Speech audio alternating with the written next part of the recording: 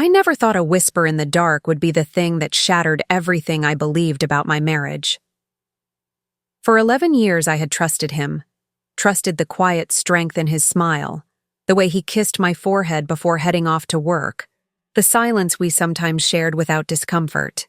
I thought that kind of peace meant we understood each other. I thought that silence was safety. But I was wrong. My name is Brielle Whitman, and this is the story of how my husband nearly destroyed everything I had built, and how I learned to reclaim it, piece by piece. The night it all began, I woke to cold sheets. The space beside me, where Caleb usually slept, was empty. At first, I didn't think much of it. Maybe he was in the bathroom. Maybe he couldn't sleep. But the quiet in the house wasn't the kind that comes with peace. It was hollow, eerie, like a breath held too long. I sat up, brushing a strand of hair from my eyes, and that's when I heard it. His voice, low and controlled, coming from the hallway. I paused. There was a different tone in it, one I hadn't heard in years. It wasn't the gentle cadence of a husband talking about work. It was measured, calculated. "I'm telling you," he whispered. "She doesn't suspect anything. Not yet." My heart stuttered in my chest. I froze, one foot still tangled in the bedsheet. The hallway light was off, but the sliver of moonlight spilling in from the window sliced through the shadows just enough for me to see his silhouette, pacing. His voice dropped further, inaudible now, but the damage had already been done. He was talking about me, and he wasn't hiding it well enough anymore. I slipped back under the covers seconds before he returned. My breath shallow, my pulse hammering against my ribs. When the mattress dipped under his weight, I pretended to stir. "Where were you?" I asked, my voice soft, clouded with fake sleep. "Bathroom?" he said without a pause. "Couldn't sleep." "And the call?" He didn't miss a beat. "Just work. A client needed clarification on some details." I nodded slowly, my eyes tracing the lines of his face. His features were calm, his expression unreadable. The same face I had woken up to for more than a decade now seemed unfamiliar, distant. I turned over, not trusting myself to hold eye contact any longer. The next morning, I woke earlier than usual. Caleb was still asleep, sprawled across the bed like nothing had changed, like he hadn't whispered betrayal into the night. I tiptoed into the kitchen and opened my laptop, my hands trembling slightly as I navigated to our bank statements. Caleb always handled the finances, and I'd never questioned it. Why would I? He was the responsible one, the planner. I was the artist, the dreamer. We had our roles. Or so I thought. What I saw made my stomach twist. There were dozens of transactions, small but consistent over the past 3 months. Transfers I hadn't authorized. Names I didn't recognize. One, in particular, stood out: E. Thorne Consulting. I didn't know anyone by that name. There were withdrawals too, $500 here, $200 there. Enough to go unnoticed if you weren't looking. But now I was. My fingers hovered over the keyboard as I scrolled further, my throat tightening with every unfamiliar charge. It wasn't just the money. It was the realization that Caleb had been moving in silence for months, laying groundwork for something I wasn't meant to see. I took a deep breath, willing my hands to stop shaking. Then I heard footsteps. I quickly closed the laptop and turned to see Caleb standing in the doorway, yawning and scratching the back of his neck. "Morning," he said casually, heading toward the coffee maker. "What's for breakfast?" I forced a smile. "Not sure yet. Might do eggs." He poured himself a cup of coffee, then leaned against the counter like everything was normal.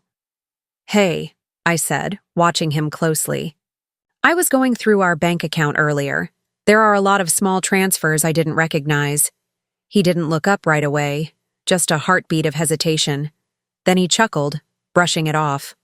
"Oh, that? just a few investments. Some new opportunities I've been exploring. Nothing big. He was lying. I could hear it in the way his voice tightened at the end. I could see it in how he gripped his coffee mug just a little too hard. Investments? I repeated, eyebrows raised. Yeah, he said, eyes finally meeting mine. Just, putting our money to work. But the truth was starting to unfurl like smoke through a locked door.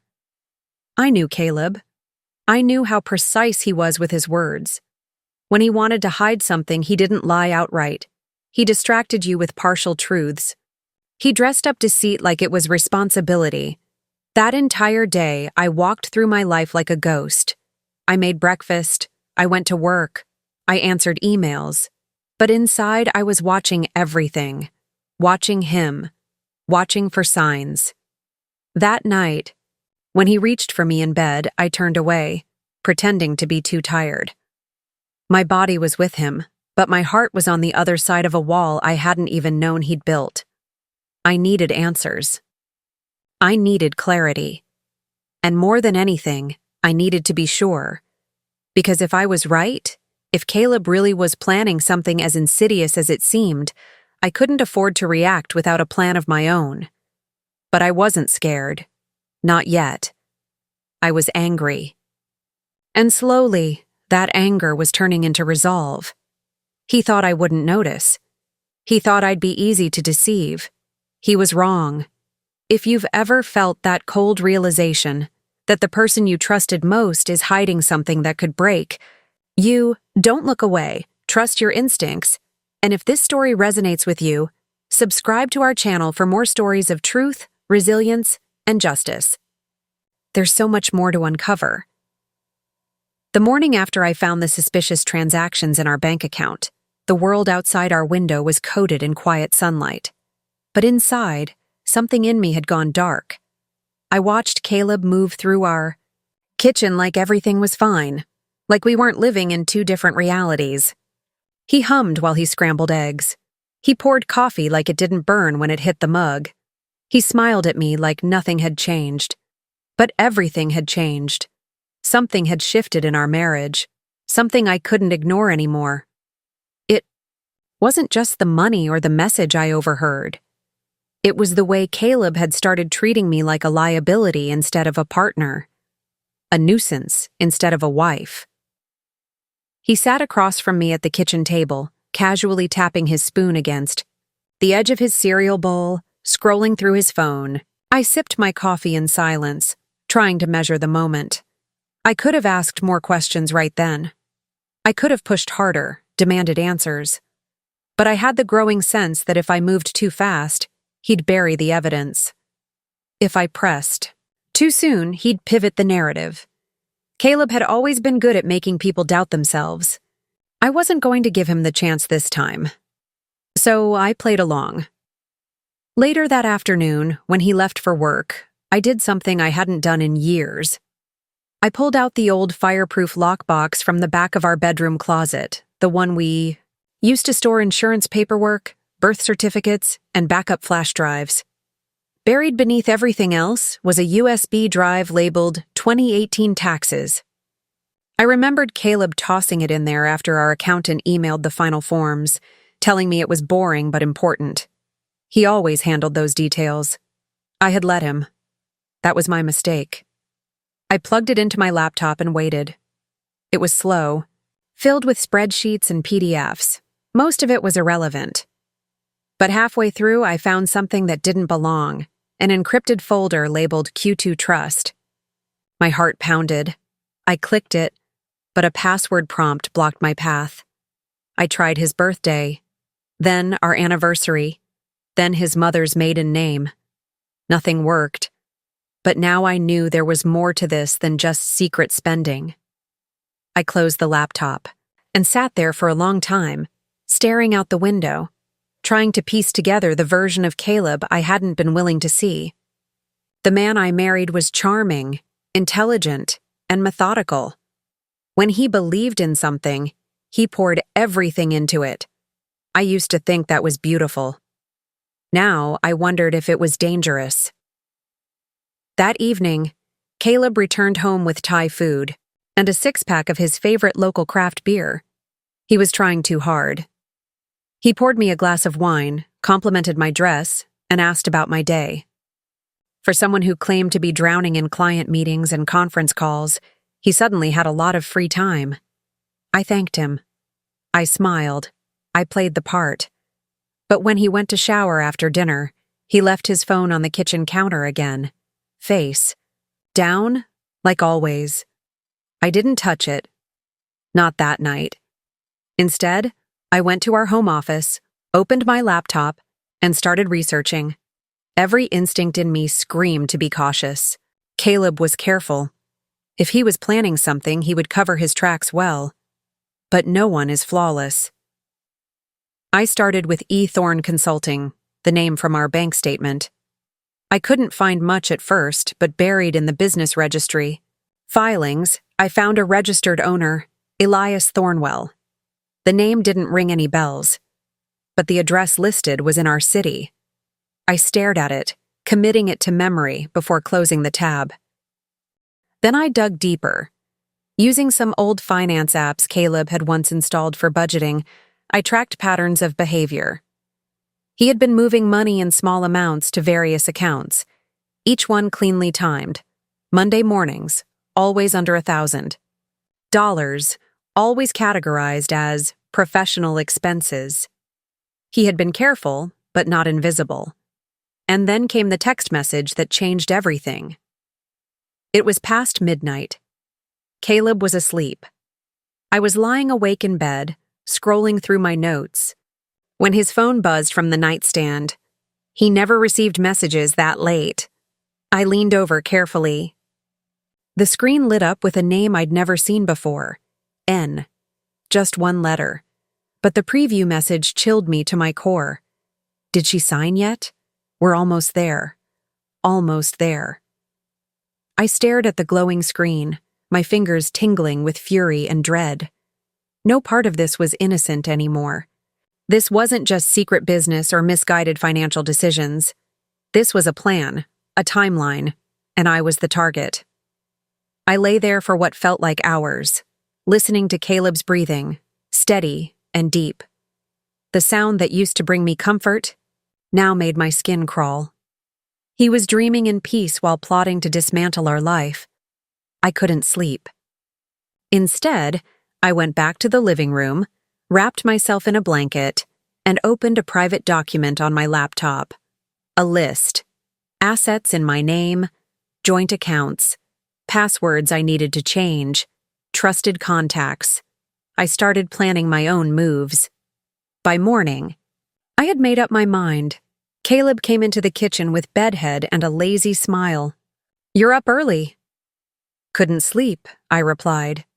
He kissed my cheek and poured himself coffee. "I was thinking," he said casually, "we should really make a list of everything. Financials, passwords, even the deed to the condo. You know, just in case anything ever happens. For safety." I met his eyes. He was already trying to position it as smart planning, as if this wasn't his escape strategy in disguise. "That's a good idea," I said evenly.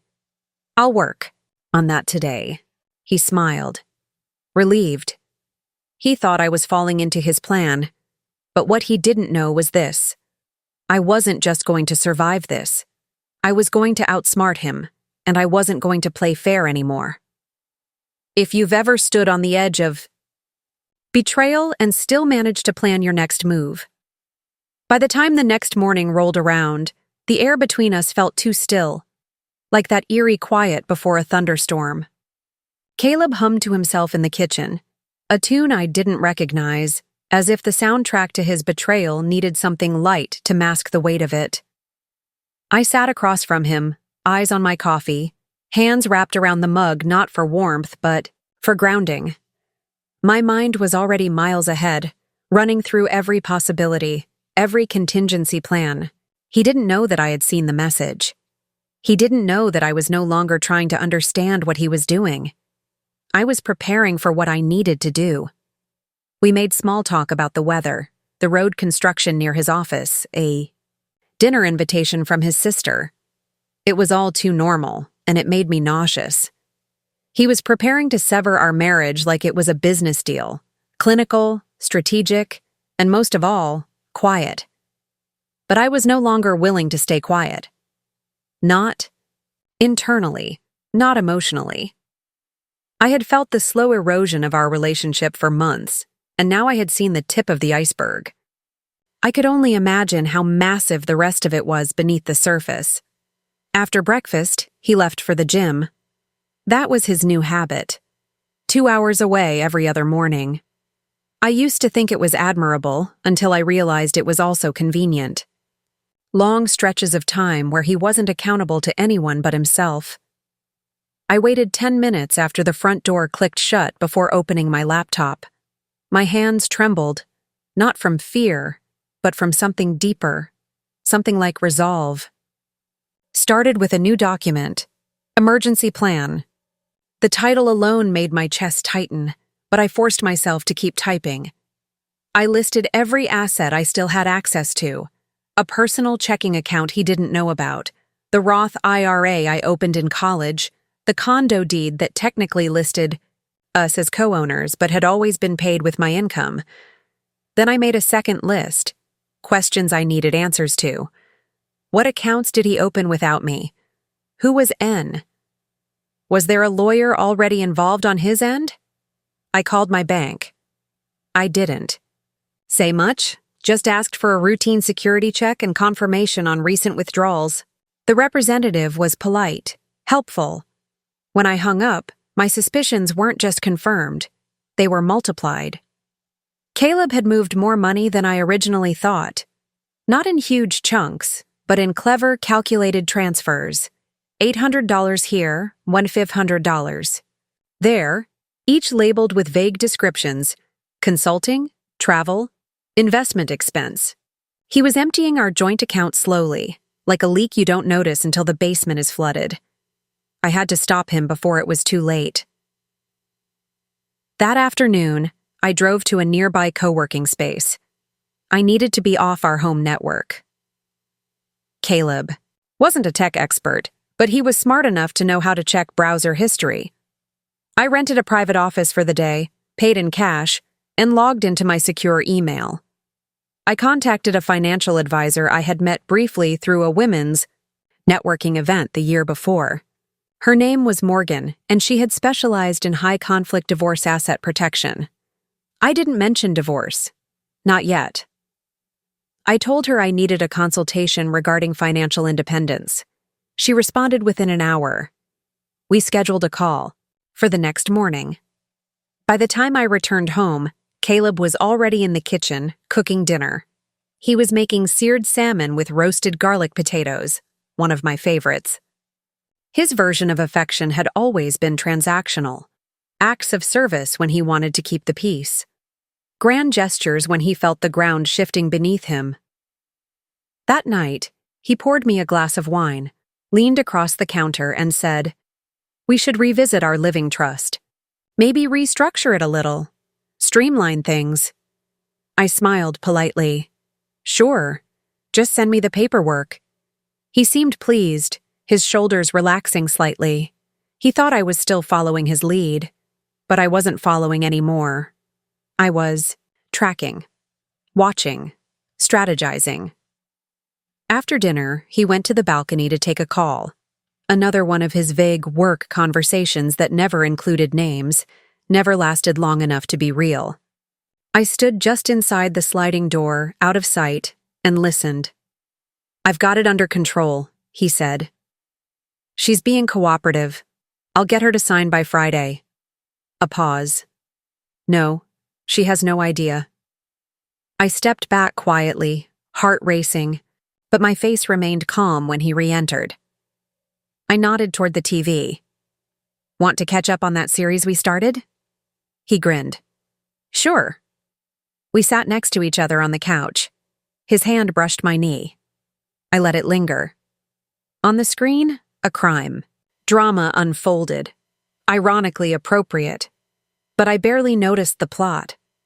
I was too busy watching the man beside me pretending not to betray me. And for the first time, I realized how well I had trained myself to survive next to someone who had become a stranger in disguise. Later that night, when the lights were off and Caleb was already breathing in that slow rhythm of sleep, I opened my email under the covers.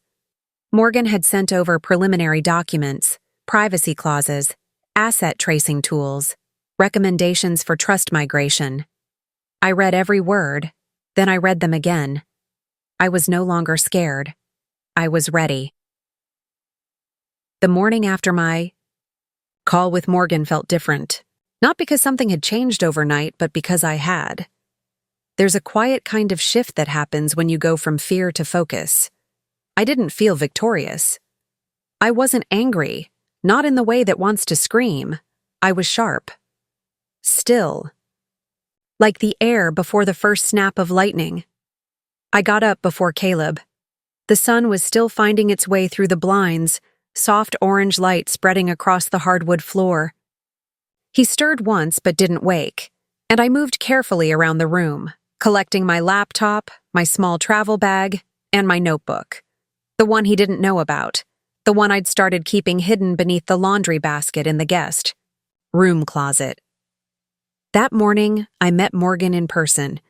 She had a small office tucked into a converted craftsman house on the edge of the city. There were plants in every corner, and an old record player humming something soft in the background. Her energy was calm, no nonsense but compassionate. The kind of presence that made you want to exhale everything you'd been holding on to. "You don't need to justify anything," she said, motioning for me to sit. "You're not crazy for preparing. You're smart." I didn't realize how much I needed to hear that until the words landed. I had been questioning myself for weeks, second-guessing every instinct, rationalizing his lies, brushing off the nausea I felt every time I looked at Caleb and knew I wasn't seeing my husband anymore. What I'd seen on his phone, the withdrawals, the voice on the balcony, all of it was real.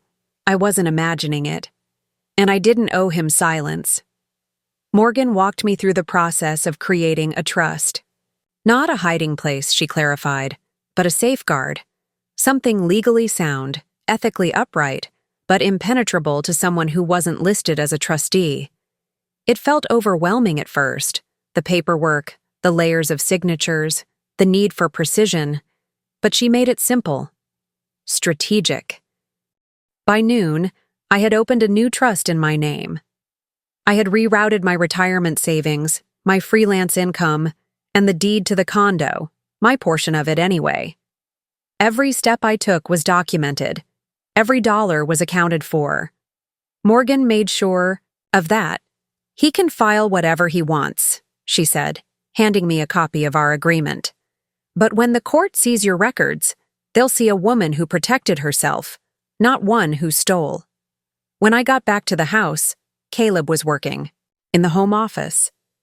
I could hear the hum of his voice through the door, low and confident. That was the thing about him. He was always so sure of himself. His arrogance wasn't loud, it was woven into everything. The way he didn't look up when I passed, the way he assumed I'd do what I was told, the way he still believed I didn't. No, I made dinner that night, grilled chicken, sautéed spinach, roasted potatoes. Simple. He poured the wine. Told me a story about a colleague at work who was caught fabricating numbers on a report. "People think they're smart until they get caught," he said with a laugh. I looked at him over the rim of my glass. "Yeah, some people really do think they'll never get caught." He smiled, thinking I was agreeing with him. The irony was too perfect to explain. After dinner, he brought up the trust again.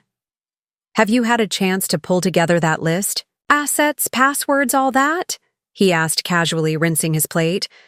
"I've started it," I said. "I'll send it once it's complete." "Good," he nodded. "Smart to have it all in one place," I matched his tone. "Definitely." He had no idea that I already had my own list, a new one, a protected one. The next day, I stopped by the county recorder's office. I had a copy of the deed change notarized and filed. I signed nothing alone. I asked questions. I left a paper trail so clear and so clean, that even if he tried to twist, the story, the truth would stand taller.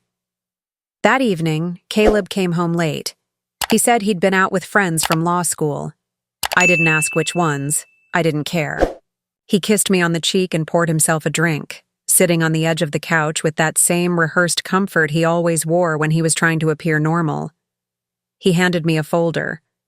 Just some documents I thought we could look over, together. I opened it slowly, feigning disinterest. The pages were formal, labeled with our names, stamped with draft watermarks.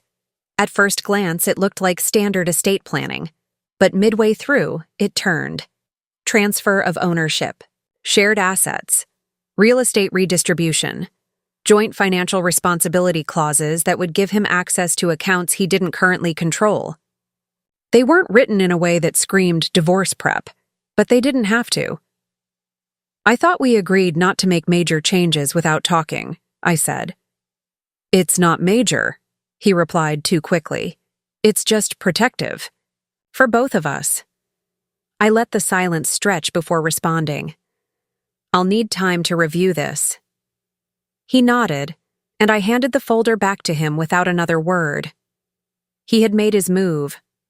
I had made mine. The pieces were shifting, slowly but definitively. That night, I sat by the window, watching the wind toss the branches outside. I thought about the version of me that would have signed that folder without reading it. The version who trusted, who gave the benefit of the doubt, who believed marriage meant loyalty, even when it was no longer being honored. But that version of me didn't live here anymore. The woman sitting in her place had read the signs. She had taken the steps. She had prepared. The morning Caleb finally said the words out loud, I wasn't surprised. By then, I had stopped hoping he might change course. His tone was as detached as his eyes, like he was reciting a memo from a meeting he hadn't paid full attention to. I think we should separate, he said, standing at the kitchen counter, mug in hand like it was just another morning, just another piece of mail he was passing along. I didn't react right away. I studied his face, the familiar crease near his brow that deepened when he was bluffing, the way his fingers curled too tightly around ceramic when he was trying to appear composed. He wasn't nervous. He was prepared. How long have you known? I asked quietly. He didn't flinch. A while? A while, I repeated. The phrase felt like a shard in my throat. His posture remained steady, too steady. He didn't offer regret. He didn't apologize. He didn't even ask how I felt. It wasn't a conversation. It was a final act in a performance he had already decided to close. What's next, then? I asked. He shrugged. We handle it like adults. Fair, clean, no drama. No drama. As if what he was doing wasn't already a slow, calculated destruction. I looked out the window. The sky was gray, overcast, the kind of weather that made everything feel heavier. In that moment, I understood something I hadn't wanted to before. Caleb never intended to leave gently. He intended to leave victorious. He was just waiting until he could do it with everything in hand.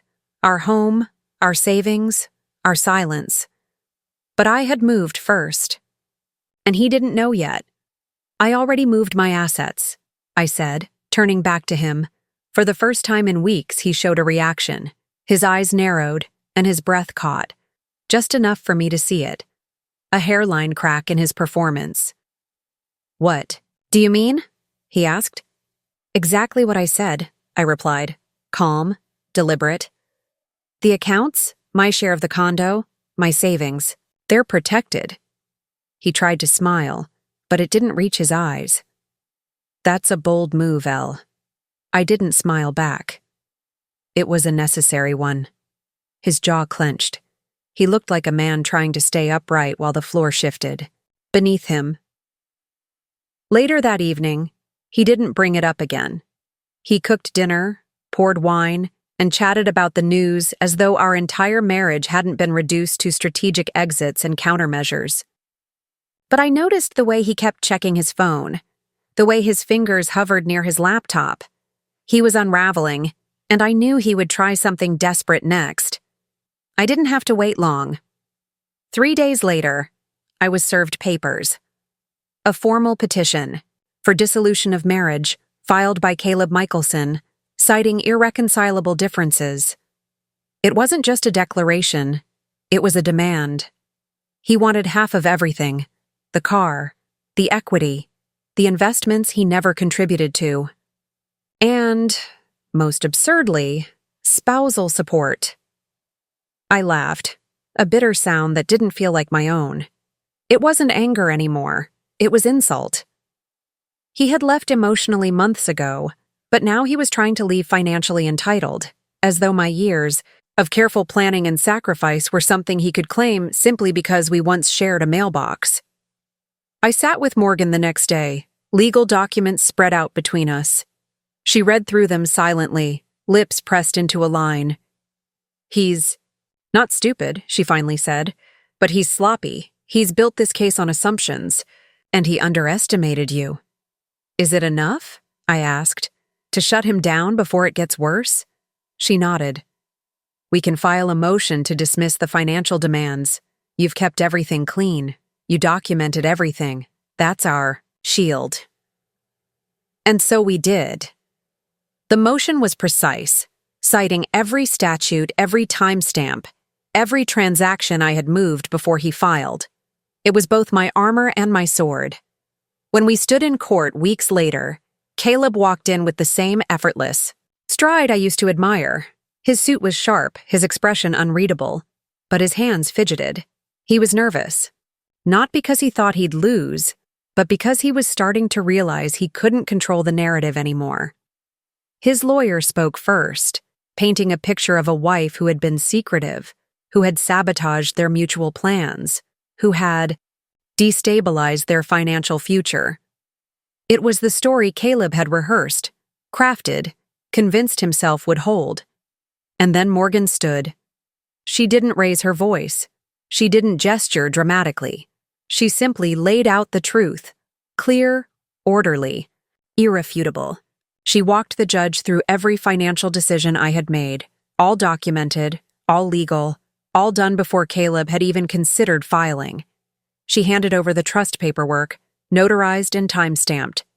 And then she asked the court to dismiss his claims in full. When the ruling came down, it was swift and final. The court found no merit in Caleb's demands, no grounds for spousal support, no claim to assets he had neither contributed to nor earned. The judge's voice was neutral, but the verdict was a blow. Caleb didn't look at me as we left the courthouse. He didn't speak. But as we passed in the hallway, I saw it, the realization settling behind his eyes. I had won, not because I was vindictive, not because I wanted revenge, but because I had stopped believing his story about who I was supposed to be. That night, I didn't celebrate with champagne or a dramatic social post. I went home, made myself tea, and sat by the window with a blanket across my lap. The sky had cleared. The stars were out, sharp against the dark, and I whispered to the quiet, not as a prayer, but as a promise. You protected yourself. You did what they never expected. Sometimes survival isn't loud. Sometimes it's just one quiet decision, at a time, made in rooms where no one is watching. The days that followed the court's decision were unusually quiet, but I knew better than to believe silence meant safety. Caleb had never handled losing well, not in business, not in conversation, and certainly not in marriage. I didn't expect grace. I expected retaliation. It began with whispers, not in my home, but in my workplace. First, it was the way conversations paused when I walked into the break room. Then it was the sudden shift in my manager's demeanor, less warmth, more clipped professionalism. I caught a colleague staring at me over her laptop screen, and when our eyes met, she looked away too. Fast, too guilty. By the end of the week, my assistant, Lauren, hesitated before knocking on my door. "Ella, she said quietly, stepping into my office, her voice uncertain. I think you should see this.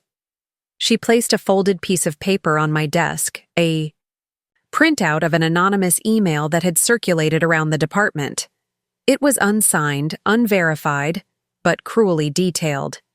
The accusations were surgical: financial dishonesty, manipulation, unethical behavior.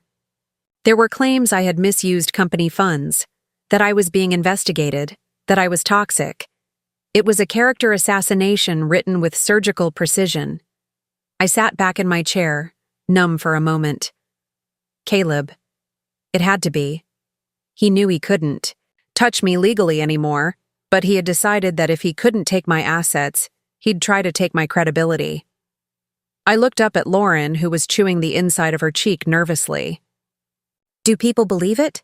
She didn't answer right away. Some, but others. People who've worked with you long enough, they know better. I nodded. That was something. That night, I called Morgan. She was quiet as I explained everything. He's moving into defamation now, I said bitterly. This isn't about the marriage anymore. He wants to erase my name. And we won't let him, she replied. He's trying to rattle you. That's the strategy. Get you scared. Get you defensive. Hope you make a mistake. I'm not afraid of him. But your career is important. That's what he's aiming at now. You're a woman who walked away without being ruined. He hates that. I stared at the wall across from my desk, a framed photo of the city skyline that had once made me feel untouchable. Now I saw it as something different. Not a fortress, but a battleground. He's not finished, Morgan, I said. I know him. He's going to escalate. And he did. A week later, I received a formal notice, a motion filed by Caleb and his attorney requesting a forensic audit of my finances. This wasn't just a nuisance. It was a direct attempt to force me into court again, to drag me through months of invasive investigation, legal fees, depositions. He wasn't trying to win anymore. He was trying to wear me down. Morgan brought the documents to our next meeting, spreading them across her conference table like a deck of poisoned cards. There's nothing substantial here, she said, flipping through the pages. It's all conjecture, no proof.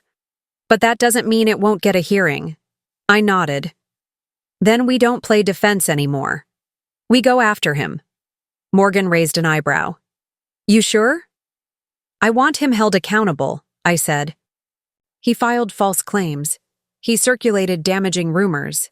And now he's manufacturing legal chaos, hoping I'll walk away. Morgan leaned back in her chair, a slow smile forming. Then we countersue. Defamation. Emotional distress. Financial harm. And this time, I added, I want damages. She nodded once. We'll file in the morning. The next few weeks were a blur of preparation. I spent nights reviewing documents, organizing timelines, collecting evidence. I met with a forensic analyst who confirmed what we already suspected. The financial data Caleb submitted was manipulated. The dates didn't align. The accounts he referenced didn't even exist at the time the transactions supposedly took place. He thought I wouldn't check. He thought I'd be too tired to fight back. The day we walked back into court, the air felt electric. Caleb was already seated when I arrived, his lawyer whispering something into his ear. He didn't look at me. Not directly. But I could feel the heat of his resentment across the room. When the judge entered, the room silenced. Morgan stood, composed and sharp. Your Honor, we move to dismiss Mr. Michelson's request for audit on the grounds of baseless allegations and submit evidence that demonstrates a pattern of legal harassment. She passed the binder to the clerk, its pages thick with data, receipts, timestamps. Furthermore, she continued, we are filing a countersuit for defamation and submission of falsified documents. The damage done to Ms. Sinclair's personal and professional life is quantifiable and deliberate. The judge's eyes lingered on Caleb longer than I expected. There was no sympathy there. No patience. When he spoke, his words were swift and direct. The court finds no merit in Mr. Michelson's motion. Request for audit denied. Ms. Sinclair's countersuit will proceed. The sound of the gavel was like thunder. Caleb stiffened, his composure cracking for a split second before he masked it again. But the damage was done. Not to me. To him. Outside the courtroom, Morgan turned to me. That was the last move he had, she said. He's out of ammo. And for the first time in months, I believed her. I had survived his betrayal. I had survived his financial ambush. Now, I had survived his smear campaign. He had underestimated me every step of the way. And now, he would have to live with the truth. I wasn't the woman who broke under pressure. I was the woman who built herself stronger than he ever expected. Stay with us. There's more to this journey, more to what it means to reclaim your power after betrayal. Subscribe to the channel for the next chapter, and share this story with someone who needs to remember that their silence doesn't mean surrender. Your voice matters. Your story matters. You matter. The air outside the courthouse was crisp, almost too fresh. I stood still for a long moment, letting the chill settle into my skin. For months, my body had carried tension like a second skeleton. Now, I was beginning to feel the first hint of release. It wasn't triumph I felt, not exactly, but something quieter, something more enduring. I wasn't broken. I wasn't bitter. I was awake. Caleb had finally run out of angles. The judge had dismissed his latest motion with unmistakable finality. His attempt to smear me professionally and personally had failed. The documents he'd submitted were proven to be doctored, and the countersuit was officially in motion. The look in his eyes as we exited the courtroom told me what I needed to know. He had never imagined I'd stand tall this long. He had banked on fear, on fatigue, on me folding. Instead, I had become someone he didn't recognize. I got into my car and sat for a long time, both hands on the wheel, engine off. I wasn't sure where to go, or if I even wanted to go anywhere. There's a strange emptiness that follows the collapse of a battle. You imagine you'll feel victorious, empowered, loud. But instead, what I felt was quiet, clean. Like the air after a storm that had destroyed a house you never realized was crumbling. My phone buzzed beside me. It was a message from Beatrice. He's already making calls, she wrote. Looks like he's trying to pivot. PR mode. I didn't even sigh. I just nodded to myself. Of course he was. Caleb's entire life had been curated to appear pristine. Successful career, elegant marriage, the kind of man who smiled for charity galas and always had the last word at dinner parties. He needed to control the narrative because the truth had never been enough for him. I, on the other hand, was finally done explaining myself. Back at my apartment, I walked through the front door like someone returning home after years abroad. Everything looked the same. The plants on the sill, the framed photographs, the scent of lavender from the diffuser. But nothing felt the same. The space was mine now, truly mine, and the silence no longer stung. It wrapped around me like something earned. I poured myself a cup of chamomile tea and curled onto the couch with my laptop. I stared at the blank document on the screen for a long while, watching the cursor blink. My story, all of it. Not the one Caleb tried to write for me, not the version he spun to his friends or tried to inject into my workplace. Mine. And still, I hesitated. How do you begin to write a story about surviving betrayal when you still feel its fingerprint on your skin? Not because it defines you, but because it changed you. There's a difference between being a victim and becoming a warrior.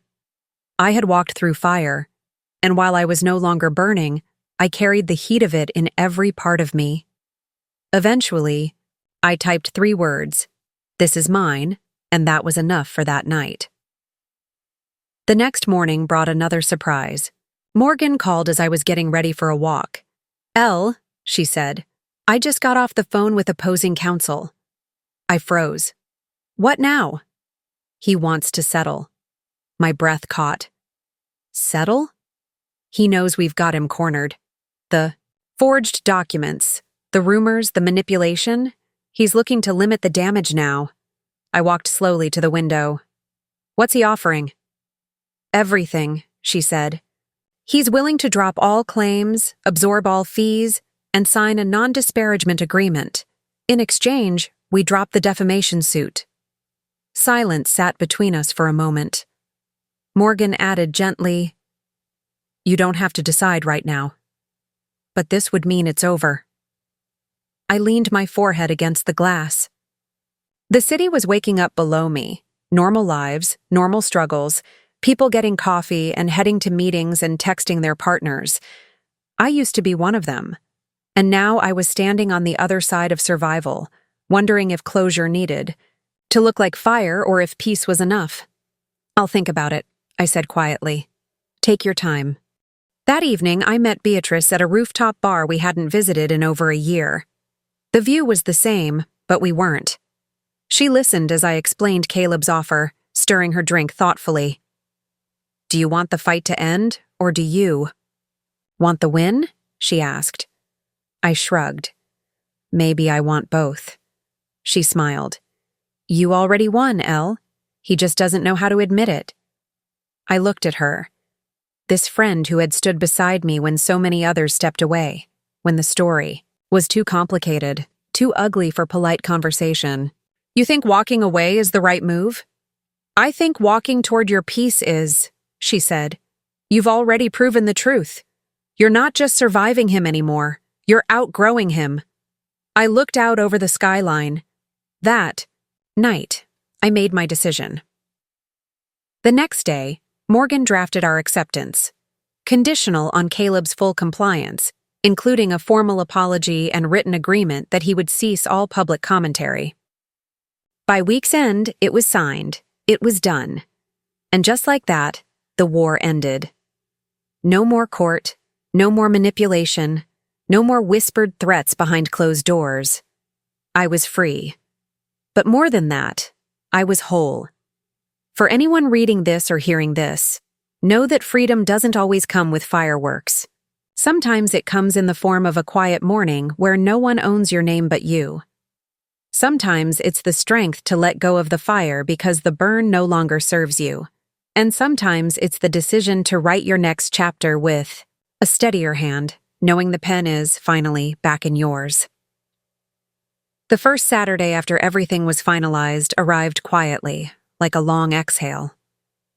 The city moved at its usual weekend pace, buses sighing at corners, couples walking dogs, the hum of life continuing. But in my apartment, time stretched differently. For the first time in months, I had nowhere to be, nothing to defend, no war to prepare for. Just silence. And me. I woke up slowly, letting the morning sun ease its way through the curtains before I moved. There was no knock on the door, no sudden email from a lawyer, no cryptic message from someone trying to plant fear in my chest. Just the weight of the blanket, the softness of my sheets, and the stillness that comes only after you've earned it. As I padded into the kitchen, I passed the dining table, the same one where Caleb had once laid out those fake, financial updates. The same one I had stood beside, breath caught in my throat, as I realized what he was planning. But today, there were fresh flowers on it. Sunflowers, actually. Bright, bold, unapologetically yellow. They hadn't always been my favorite, but something about them now felt right. They didn't pretend to be soft. They simply existed with presence. I poured myself a cup of coffee, the scent richer than I remembered. Maybe because nothing else was tainting it anymore. I carried the mug to the balcony and let the cool air kiss my skin. For the first time in what felt like years, I didn't feel like I had to brace myself for anything. The emails could wait. The calls could wait. This moment, this exact moment, belonged to me. Later that afternoon, I found myself sorting through boxes I had avoided for months. Boxes filled with remnants of a life I no longer claimed. Anniversary cards with hollow words, printed photos, from holidays that had felt strained, gifts I never asked for but smiled politely to receive. I opened one envelope and found a handwritten note from Caleb that simply read, "You make me feel seen." I stared at it for a long time, unsure whether to laugh or cry. Maybe once he believed that, maybe once I did too. But what he really saw in me was something to use, a safe space to hide behind until he didn't need it anymore. I placed the note back in the box and closed the lid. Not out of denial, but because not everything needed to be burned. Some things just needed to be archived, acknowledged, understood, and then put away. Healing isn't always a firestorm. Sometimes it's the gentle act of letting go. Around sunset, I met Beatrice at the lakefront. The water was still, reflecting the gold-streaked sky like it was holding on to light a little longer for us. We sat on a bench in silence at first, letting the breeze fill the gaps between our words. "How do you feel?" she finally asked. I looked out at the water. "Different," I said. "Not lighter exactly, just more myself." She nodded, pulling her coat tighter. "You did something most people never get to do." "Which part?" I asked, half laughing. "The part where I nearly lost everything, or the part where I survived it?" "The part where you stopped apologizing for surviving," she said.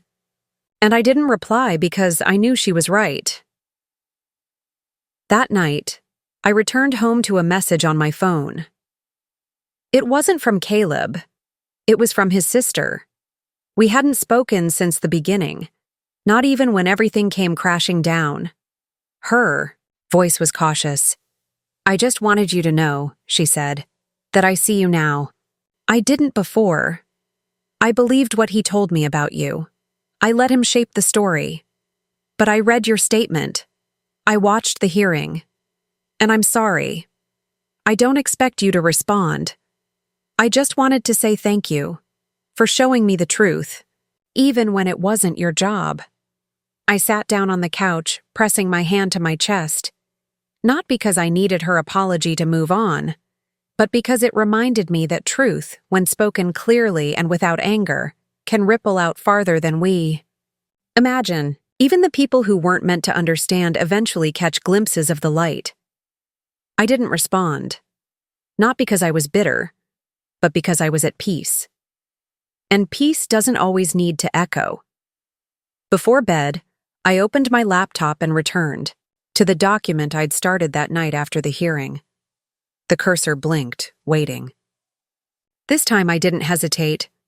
I wrote about betrayal, not just Caleb's, but the betrayal of silence, the betrayal of doubt, the betrayal of every voice that had once told me I was too much or not enough.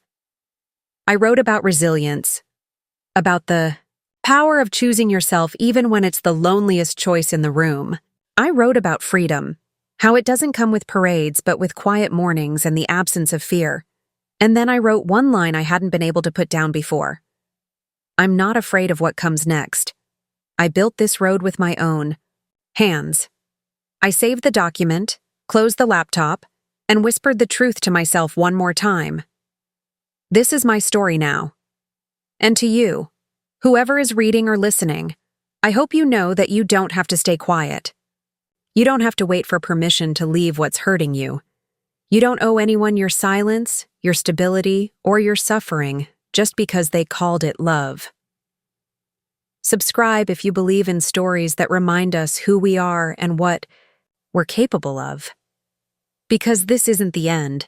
It's the beginning of everything I was too afraid to dream before. And the next chapter? It's mine to write.